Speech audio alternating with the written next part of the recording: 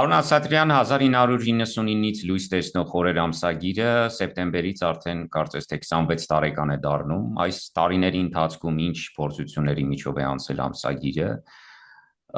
Նաև խոսենք, խնդրեմ, համայնքային իրադարձություններից, վերջին իրադարձությունը, որն է համայնքային, որ լույս է տեսել ամսագրում։ Ամսագիրը դե երկար մոտ մեկ քառորդ դար ճանապարհ է անցել, բավականին ծանր պահերով եւ գրանցել է լավագույն արդյունքները, որ կարելի էր այս պայմաններում ունենալ, այն է լուսաբանել Եվրոպայում գործող հայկական համայնքների կյանքը, նրանց պատմությունը, տարբեր կարևոր իրադարձությունները, ներկայացնել մեր նշանավոր հայերին, հաջողության հասած հայերին, նաև մեր մշակույթի գործիչներին, որոնք գրեթե բոլոր եվրոպական երկրներում ապրում են, աշխատում են, ստեղծագործում են, եւ այդ հարստությունը այս տարիների ընթացքում ներկայացվել է մեր ամսագրում, որը իրականում դարձել է եվրոպահայության տարեգրության վավերագրողը։ Ինչ վերաբերում է վերջին իրադարձություններին, ապա իհարկե դրան կոնկրետ կանդրադառնամ, բայց վերջին համարները նվիրված էին Գերմանիայի հայ համայնքին եւ հայ մշակույթի գործիչներին Գերմանիայում եւ հաջորդ համարը, որը դա մեր արդեն 2015 թվականից ավանդական դարձած շարքն է, Եվրոպայի հայկական համայնքները ներկայացրել են Գերմանիայի հայ համայնքի պատմությունը, ներկան, ապագան եւ այդ իմաստով բացառիկ մի համար է լույս տեսել 164 էջով, որը նույնիսկ օրերի պատմության մեջ բացառիկ է այն առումով, որ մենք երբեք նման քանակի էջերով ամսագիր չենք թողարկել, ամենաշատը եղել է 80, 90, 110, բայց 164-ը դա կրկնակի քառակի համար էր, եւ ամբողջությամբ ներկայացրել ենք Գերմանիայում գործող բոլոր կազմակերպություններին, եկեղեցական, համայնքային, ուսումնական, կրթական, մշակութային, բոլոր ոլորտներում աշխատող գործող հայերին, լինեն գործարարներ, երաժիշտներ, երգիչներ, նկարիչներ, գրողներ, լրագրողներ եւ այլն եւ այլն։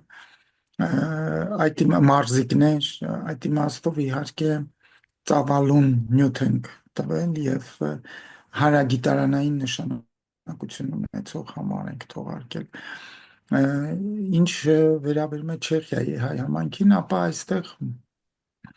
1990-ականներից է հիմնականում ձևավորվել հայ համայնքը, նորաստեղծ համայնք է։ Մենք չենք ունեցել Սփյուռքի ավանդական համայնքներին բնորոշ կուսակցություններ, ավանդական կառույցներ, դրանք սկսել են ձևավորվել 2009-10 թվականից հետո, իհարկե դրանից առաջ գրանցված ունեցել ենք տարբեր հասարակական կազմակերպություններ, ինչպես օրինակ օրերի թողարկող կազմակերպությունը, Կովկաս Արևելյան Եվրոպա լրատվական կենտրոնը, այդպես էլ ունեցել ենք Armenia Club կազմակերպությունը, Urartu հայկական մշակութային ընկերությունը, միությունը, որը գործում է Ելլավա քաղաքում եւ Վիսոչինայի ամբողջ մարզի համար կազմակերպում է տարաբնույթ մշակութային միջոցառումներ Ալեքսանդր Սարգսյանի գլխավորությամբ։ Այստեղ Պրահայում ստեղծվել են նոր կազմակերպություններ, երիտասարդական հայ երիտասարդների միությունը, Չարմ միությունը, որը ավելի Հայաստան-Չեխիա մշակութային կապերի զարգացմանն է նվիրված իր գործունեությամբ, վերջերս անցյալ տարի ստեղծվեց Բռնո քաղաքում Նայրի մշակութային միությունը համայնքային, որը նաև շաբաթօրյա դպրոց բացեց, Արդեն մոտ 27-28 տարի այստեղ գործում է Պրահայի շաբաթօրյա դպրոցը եւ իհարկե հայ առաքելական եկեղեցին, որը ներկայացված է Չեխիայում եւ Չեխիայի կաթոլիկ եկեղեցու կողմից հայ համայնքին, հայ եկեղեցական համայնքին 25 տարով տրվել է քաղաքի կենտրոնական եկեղեցիներից մեկը եւ հայր Բարսեղ Վարդապետ Փիլավչյանի գլխավորությամբ արդեն 15 տարուց ավելի արդեն մոտ 20 տարի է եկեղեցական արարողություններ են տեղի ունենում եւ շուտով նաեւ եկեղեցական ծխական խորհրդի հոգաբարձուների աջակցությամբ կբացվի Սուրբ Մեսրոպ Մաշտոց դպրոցը սեպտեմբեր ամսից երևի արդեն դա էլ մի այլ տեղ կգործի եւ այսպես համայնքային կյանքը աստիճանաբար ավելի կաշոժանա դրան զուգահեռ նաև գործող կազմակերպությունների համակարգող խորհուրդ պետք է ստեղծենք արդեն գրեթե պատրաստ են այդ աշխատանքները մոտենում են ավարտին այնպես որ միջոցառումները պարբերաբար վերջին տարիներին կազմակերպվում են տարբեր կազմակերպությունների կողմից, միությունների կողմից իհարկե միշտ ձգտում ենք ավելին անել, բայց փոքրատիվ համայնքով իհարկե շատ մեծ գործեր հնարավոր չի իրականացնել։ Ես նաև թույլ տվեք նկատեմ, որ ձեր ամսագիրը ու հետաքրքրական է ուշագրավ է նաև այն առումով, որ տպագիր տարբերակով է լույս տեսնում, մյուս ուրեմն մեր օտարածքի երկրներում տեղակայված հայկական լրատվամիջոցները կարծես թե արդեն էլեկտրոնային տարբերակին են անցել, իհարկե դուք նաև էլեկտրոնային տարբերակով եք սփռվում։ Այնուամենայնիվ քառալեզու կայք ունեք, կարող եմ ենթադրել, որ ձեր ուրեմն ընթերցողները նաև այլ ազգիներ են երբեմն բաժանորդների նաև մասնավորապես։ Այո, իհարկե, հատկապես կայքեջի միջոցով անգլերեն, չեխերեն, ռուսերենը շատ ավելի քիչ ընթերցողներ ունենք եւ բոլորը այսպես ասած տարբեր երկրներից են սկսած եվրոպական երկրներից, Ամերիկա, Կանադա, այնպես որ աշխարհագրությունը բավականին տարածված է։ Իսկ ինչ վերաբերում է ամսագրին, ամսագրում մենք միայն 4 էջ տալիս ենք չեխերեն, այն համարները, որոնք հատկապես այս որևէ համայնքին նվիրված չեն, այդ համարներում ունենում ենք մի քանի էջ չեխերեն, եղել են դեպքեր նաև անգլերեն էջեր ենք ունեցել, բայց հիմնականում օտար լեզու, քանի որ մեր աշխատակազմը շատ փոքր է, ես եւ կինս Աննա Կարապետյանը, որը մեր կայքեջի գլխավոր խմբագիրն է, եւ նաեւ մեր գրաֆիկը Ռաֆի Չեչենյանը, փաստորեն հիմնականում 3 հոգով ենք այսպես աշխատում, ընդ որում մեր կազմակերպությունը հասարակական կազմակերպություն է եւ այդպես բիզնես հիմքերի վրա դրված չէ այս աշխատանքը։ Համայնքային խնդիրներից եթե խոսելու լինենք, առաջնայինը, որ ձեր մտքին գալիս է, որն է լեզվի պահպանությունն է, որն է ամենագլխավոր խնդիրը այս պահին համայնքի առաջ կանգնած։ Իհարկե լեզվի պահպանությունը, քանի որ ինչպես գիտեք, բոլոր համայնքներում ուսուցումը շարունակվում է եւ պայմանների լիարժեք պայմանների բացակայության պայմաններում շատ դժվար է ապահովել այն միջավայրը, որը կնպաստեր հայության ինքնության պահպանությանը։ Իհարկե ջանքեր գործադրում ենք բացի լեզվի պահպանությունից, ուրեմն տարբեր տեսակի հայկական միջոցառումներ են կազմակերպում, ֆիլմերի ցուցադրություն, ներկայացումներ, գրական հավաքներ,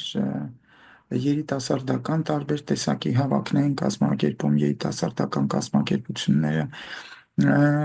այնպես որ սա շարունակվող անընդհատ աշխատանք է, բայց ամենակարևորը ամեն ընտանիք պետք է ինքը աշխատի իր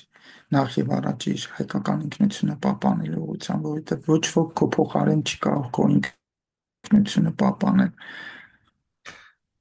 Օրենսդիր եւ գործադիր իշխանության ներսում Չեխիայի կան հայեր։ Չէ, այս պահին չկա, տեղական մակարդակում կա, ասենք Բռնու քաղաքում, ասենք Դիանա Խոջայանը SPD կուսակցության շարքերում է եւ այդպես ընդունվել է նաեւ ընտրվել է ավելի ճիշտ տեղական քաղաքային խորհրդի անդամի բրեկ, բայց պարլամենտում կամ կառավարության մեջ հայեր չունենք։ Այլ կուսակցությունների կազմում տարբեր անդամներ, բայց նրանք ղեկավար պաշտոններ չեն զբաղեցնում։ Ձեր ամսագիրը կարծես թե այն ցուցիչն է, որ աշխարհում հայերը ոչ միայն շատ են, այլ նաև հայտնի են, այլ նաև բոլոր ոլորտներում ներկայացված են, այլ նաև պիտանի են, օգտակար են տվյալ երկրին։ Այս իմաստով Հայաստանի Հանրապետությունում ժամանակ առ ժամանակ իհարկե նաև հետպատերազմյա ֆոնին կա այդ ուրեմն մտահոգությունը, որ Սփյուռքը մեզ հետ չի, Սփյուռքը աշխարհում այլևս այնքան ազդեցություն չունի, որքան առաջ էր։ Այս մասով ինչ կարող եք ասել, նաև այն նյութերի հետ, որ դուք ծանոթանում եք, արդյոք դա այդպես է եւ արդյոք Հայաստանի Հանրապետությունում այս մտահոգությունները նաև տեղին են։ Այո, իհարկե այդ տարաձայնությունների ընդհանրապես Սփյուռքի նկատմամբ որդեգրված քաղաքականության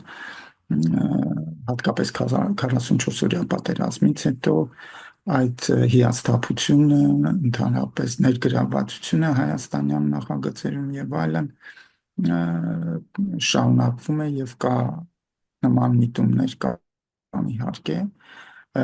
չեմ կարող ասել, որ ամբողջությամբ կտրված է, որովհետեւ ամեն դեպքում կան կազմակերպություններ կամ մարդիկ, որոնք գնում մասնակցում են, աջակցում են կամ ինչ որ ձևով տեղյակ են Սփյուռքի հետ կապված ծրագրերին, նախագծերին, բայց դրանք շատ քիչ են եւ նախկինի պես որոշիչ դեր չեն խաղում եւ այդ пассивությունը Սփյուռքի կողմից դեռ կա, զգացվում է։ Ինձ թվում է այդ հարցը կարելի է լուծել միայն այն դեպքում, եթե Սփյուռքի նկատմամբ ավելի ակտիվ եւ ավելի ամբողջական քաղաքականություն տարվի, հաշվի առնելով նաեւ Սփյուռքում գործող կազմակերպությունների մարդկանց կարծիքը։ Սա շատ կարևոր է։